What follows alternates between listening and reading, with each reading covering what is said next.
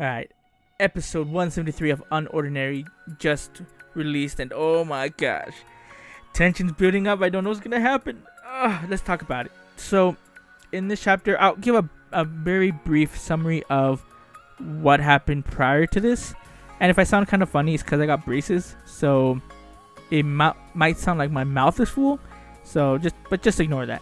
But basically, when season 1, left off like 20 some chapters ago, the school or Seraphina knew that John was Joker, and since then all these fake Jokers have been going around, and Arlo and them are trying to figure out how to bring everything back to balance. And Seraphina has been trying to figure out how to talk to John about the whole Joker persona, what he's actually trying to do.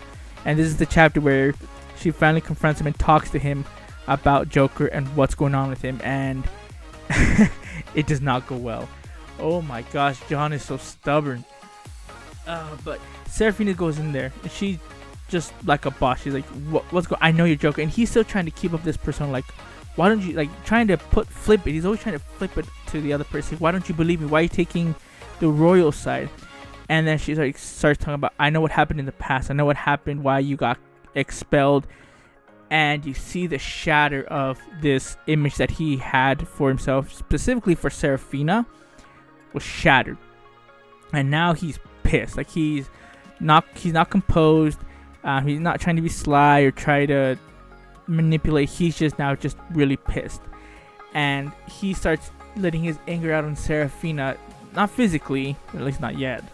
But just trying to say, like, why do you believe them? Or, you should believe me. You shouldn't take their sides. And he says, that's why you've been ignoring me. And she's like, that's the least I could have done, is just ignore you. And she tries to explain to John about what she's been going through. Because think about it, this is her friend who, up until the end of season 1, she thought this guy was a cripple, but had the heart of gold, was always optimistic, and didn't care that he was a cripple, that he was powerless, that he would always stand on his 2 feet and fight no matter what, especially for like people that are low mid tiers in the story.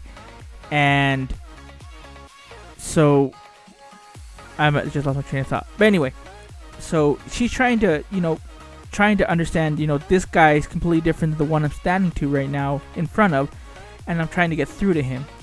And John is not having any of it. John's still blaming everything on everyone else, but they're just trying to make him look bad.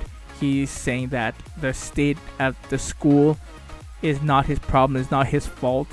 And Seraphina is trying to talk sense into him, and she's still holding on to the fact that the person that she's talking to right now isn't John. This isn't the person that has been talking to her, the past few years or year or two that they've been in school together. This isn't the person. Something has happened, and it's power. And she says, and she knows that he used to be a cripple. And she says, you being a cripple and then suddenly getting a little bit of power, and now you've lost control. And I think that just set John off, and John starts to grab her arm. And oh my gosh, and just says some hurtful things. He says to her, you're just a cripple. Like, what can you do? You can't do anything. Stop feeling sorry for yourself. Something like that. And that ruins her. Like, you see this little montage of all these different times when John would comfort Seraphina, or talk about his situation if he ever got beat up. Be like, it's okay, everything will work out. Especially like when she lost her powers, and he said, everything's alright, I'm here for you. That just was gone. And she even says, John, he's gone. The person that I looked up to, the person that was my friend, the person that I trusted, is gone. And she tells John to let her go. And he's being a little cocky. He's like, no. He's like, I'll let you go when I'm done talking. And she just full on slaps him. Just boom. Says, I said, let me go. And you can see this is hurting because she's in tears. Not necessarily the action of slapping him, but the fact that the person that she admired is gone. And that's what hurts her the most. And then it ends with John just looking back and said, did you just hit me? And it ends right there. And oh my gosh, what a cliffhanger. This is so intense. Oh my gosh. I honestly can't wait to see what happens. Now, here's the thing. Like, what will happen?